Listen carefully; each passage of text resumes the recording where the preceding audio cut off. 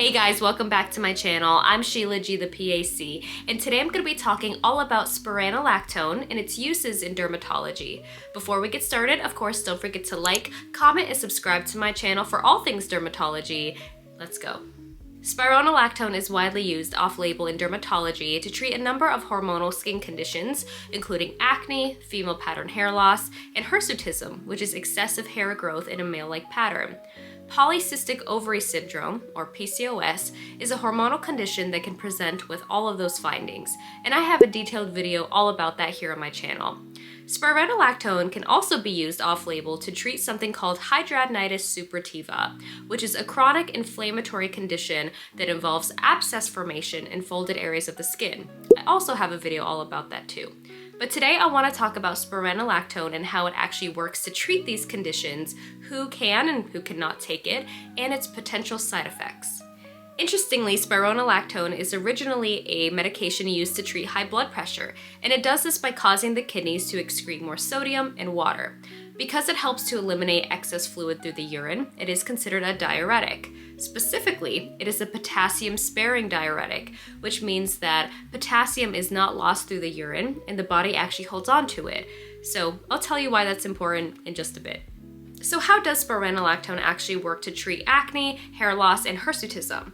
Well, spironolactone has anti-androgen effects, which means that it blocks androgen receptors, which are present on the oil glands and the hair follicles that typically respond to androgen hormones. I have several videos where I discuss how androgen hormones, like testosterone, influence the development of acne, a certain type of hair loss known as androgenetic alopecia or female pattern hair loss, as well as hirsutism. So by blocking these hormones from binding to these structures, we see an overall improvement of acne, hirsutism, and hair loss. But please understand that it can take at least 8 to 12 weeks to see any sort of improvement, and that's mainly if we're talking about acne and hirsutism. For hair loss specifically, it can take at least 6 to 9 months to see an improvement. So be patient and stay hopeful. In the dermatological setting, we usually dose spironolactone anywhere from 50 to 200 milligrams daily. As far as potential side effects, we can see increased urination. Again, it's a diuretic, so you might be peeing more often. Lightheadedness or dizziness, headache, nausea, menstrual irregularities, and breast tenderness.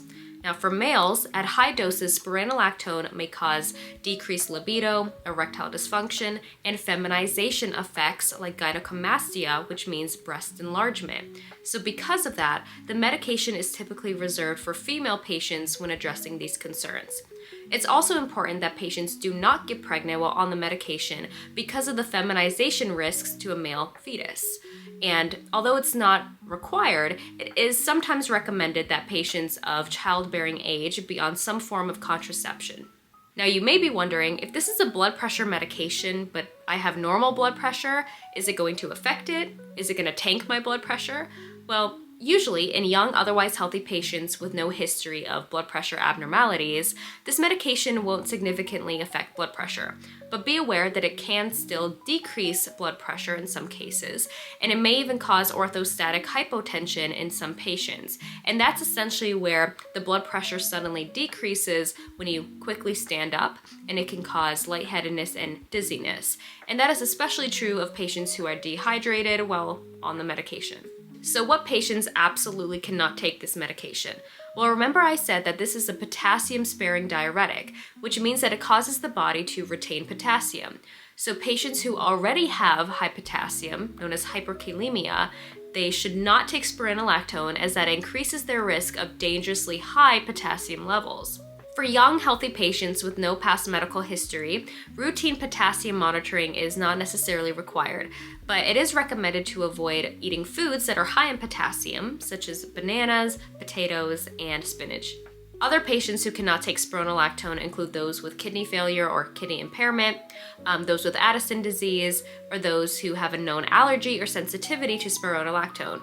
And again, pregnant women should not take spironolactone either. We have to be careful in patients who are taking medications such as NSAIDs, like ibuprofen, patients who are on ACE inhibitors, which also increase potassium levels, and those who are on lithium, as spironolactone may increase lithium toxicity. Another frequently asked question is whether or not spironolactone is safe for long-term use.